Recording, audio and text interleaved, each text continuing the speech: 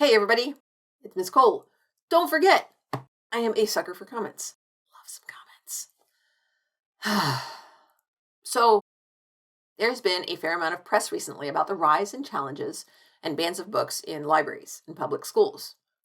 A recent high-profile example has been McMinn County, Tennessee, which is near where I live and work. At the end of January 2022, the McMinn County School Board released a statement explaining its decision to, quote, remove the graphic novel Mouse from McMinn County schools because of its unnecessary use of profanity and nudity, and its depiction of violence and suicide. Now, we don't have time to unpack all of that. So, community hysteria and moral panic and desperate pleas to save the children are nothing new. Several decades ago, it was the Harry Potter series, and before that, heavy metal. One of my favorite old books is this one, which is Paths to Perdition, and it was published in 1910. Woo! It includes a couple of sections here about modern evils, such as the sin of modern fashion.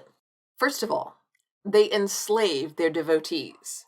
Fashions change as periodically as the moon, and once changed, neither life nor death is considered. Every devotee follows it.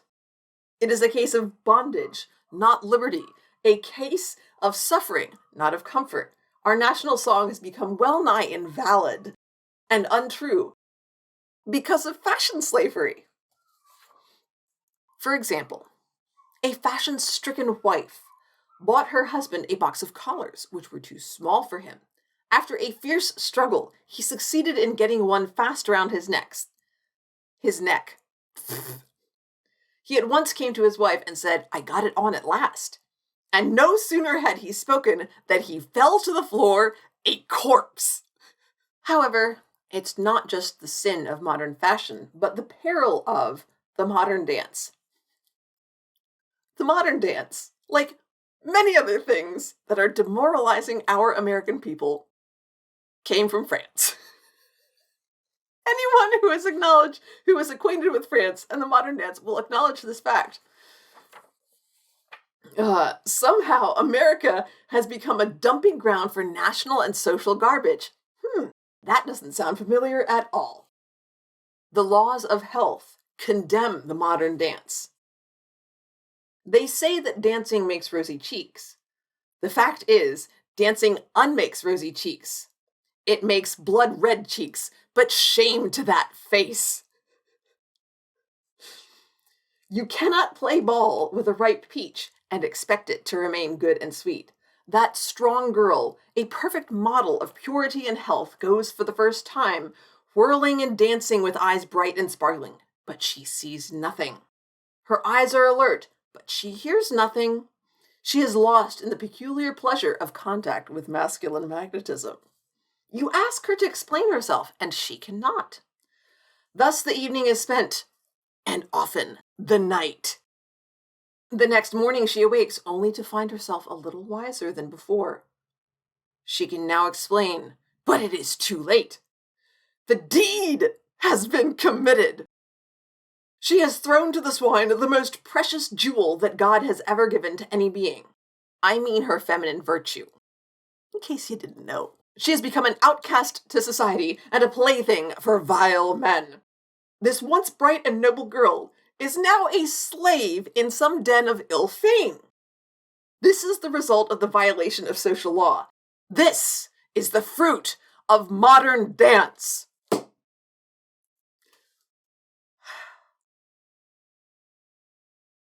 The modern dance to which this book refers is not twerking or the jitterbug or the Charleston. It was the Viennese waltz. Some things, it seems, are ever the same, but there are some significant differences in the current wave of challenges. According to the American Library Association, the number of attempts to ban school library books was 2/3 higher in September 2021 than in September 2020. And the focus has been on attempting to, quote, push an ideologically slanted vision of what children should learn about American culture, society, and history, according to an article on Vox. In Texas, State Representative Matt Krause, who ever so coincidentally happens to be a Republican, gave school systems a letter with a list of 850 books that he thought, quote, might make students feel discomfort, guilt, anguish, or any other form of psychological distress because of their race or sex. Maybe he was just trying to be helpful? Current attacks on literature are focusing on texts by and about marginalized groups, most often based on issues of race and sexuality. Here's the thing. These people and their experiences have existed longer than we've been alive. They have just as much right as anybody else to have their stories supported and shared by public institutions, because they are part of our public. Additionally, other people deserve to have access to these stories. More significantly, people who are members of dominant groups should be encouraged to explore these stories. Men who avoid stories by and about women, for example, are weaker for it. Their experience is neutered, to use a particularly apt metaphor. The same challenge exists for any group that is a majority or has more political or social power than other groups. If its members do not actively seek out understanding and work toward justice, they are instead choosing the alternatives of ignorance and bigotry. It's unfortunate that people in dominant groups need to be pushed to read books and watch television and movies by and about people in marginalized groups, but sadly, that's how it seems to work. They whine about diversity like it's a bad thing and act like it weakens the stories they love. Well, I got news for you, bro. Zack Snyder's Justice League is not a crappy movie because of diversity. However, I'm going to attempt to resist the temptation to make an entire video devoted to rolling my eyes at dude bros and Karens with apologies to all the non-Karen-y actual Karens out there. Because the thing is, if you're watching this, chances are pretty doggone good you're not one of those people. Although, if you are, leave me a ranty scream in the comments. Those suckers are comedy gold. So instead, I'm going to describe what it's like to be on the receiving end of a challenge and then give some ideas for what you could do that might actually be helpful. The first time that I went through a challenge, it was a short work that I had used previously and that students read in class. I met with an administrator about the text and what we'd done during that class period. I was kind of frustrated because, as it happened, I didn't assign that text to the students. Rather, there were several different short works set on groups of desks that were clustered together. Students were allowed to sort themselves into groups based on which text they chose to read. I remember thinking, the student didn't have to read that text. If it was such a problem, why didn't they just pick something else? In that particular case, the administrator I was working on asked me, do you need to use this particular text? Is it the best choice for our students? If it is, help me understand why. Given that I had a group of related texts and was using them, and students weren't reading every single text anyhow, it didn't seem like a big deal to simply pull that one text out of the group and stick with the others that I had been using already.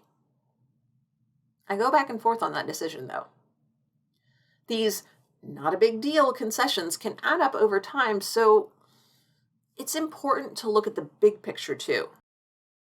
We need to know if ultimately we're gaining ground or losing ground. If we yield in this one case, if we compromise, and doing so strengthens relationships, which allows us to make more progress in future situations, then it's not just not a big deal, but it's actually a good move. On the other hand, if yielding this case results in higher levels of pushback, in more calls for concession, then we know that we need to dig in our heels and get ready to push harder. The thing is, teaching's really hard right now. Teachers are tired. And I kind of suspect that that's one factor that is influencing the big money attack on public schools and libraries right now. People in power know that educators and librarians are tired and are hoping that we don't have the resources to withstand this barrage of accusations and challenges. So here's what we need. If you are in any related profession, it is absolutely vital that you pull back as much as possible on your professional tasks. We have got to redirect our energy, our time, all of our resources, as much as we can possibly spare, to fighting this assault on our profession.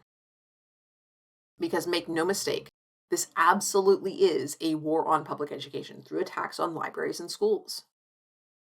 During your workday, review your materials. Remember that when we spend a class period studying this text, we are therefore not studying others. As a teacher, I should know why that's the best choice for my students. When we purchase this text for a classroom library or a public library, that's money that we can't spend on something else. So, what does this text add to our collection? Why is it important for our community? Talk to your colleagues. Which texts are they using? And why? What does appropriate look like for this age group? For this grade level? These are conversations that we need to be having on a regular, ongoing basis, not just scrambling to cobble together when we face a challenge. Do not work beyond your contract.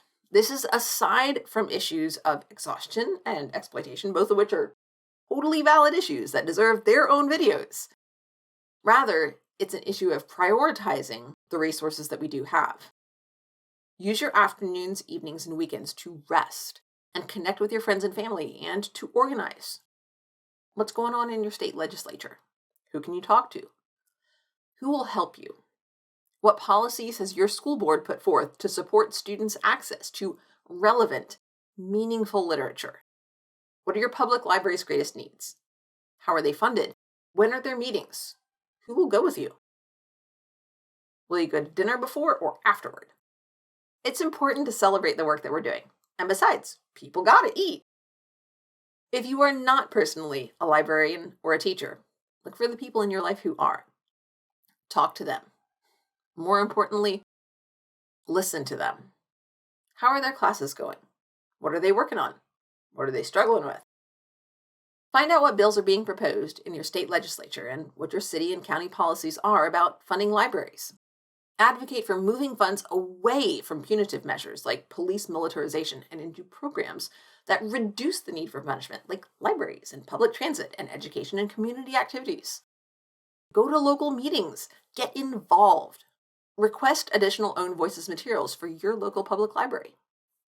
But also go to athletic events, band, chorus concerts, spelling bees, art shows, and drama programs for your public schools. Volunteer to take tickets or to work concessions. The teachers who organize these activities do ridiculous amounts of work to put them together. They could really use some help.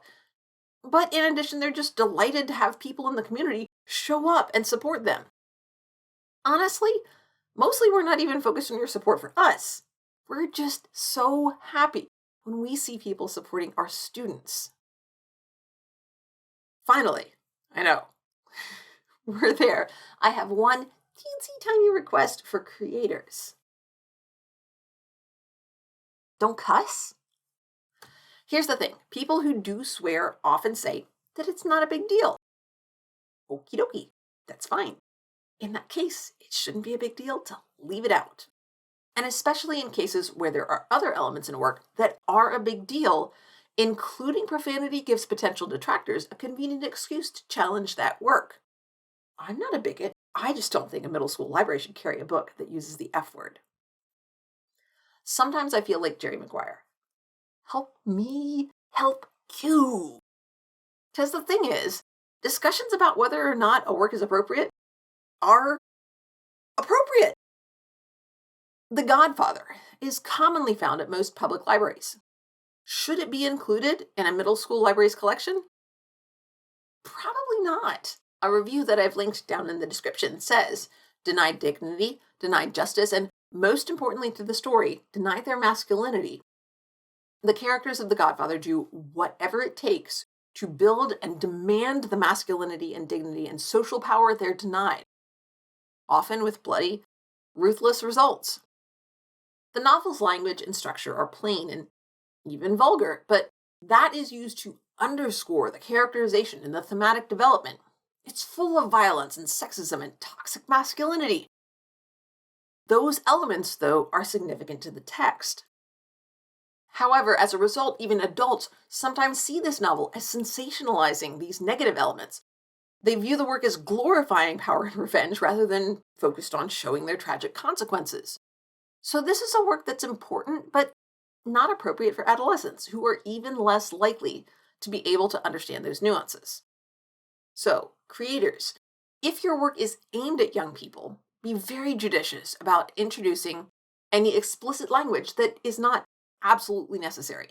And sometimes it is. However, if people are offended by the fact that the farmers who are raising chickens are not just happy, but actually gay, don't allow them to complain about the word cock. Call it a rooster, please. Make them say the quiet part out loud. Whew. So, I want to close by, well, first of all, by thanking anybody who's actually watched all of this, but also by reminding you that I am talking about public libraries and public schools. So that means that when I say that defending these institutions from the war that is being waged against them is up to us, I'm not referring to myself and my colleagues. I'm referring to the public. That means all of us. And that means you. Bye for now, everybody. Thanks so much for watching, and don't forget to tell me what you think down in the comments. Have a wonderful, wonderful day, filled with joy and love, and working towards a better tomorrow. Wow, that's really sappy, but I mean it. Take care.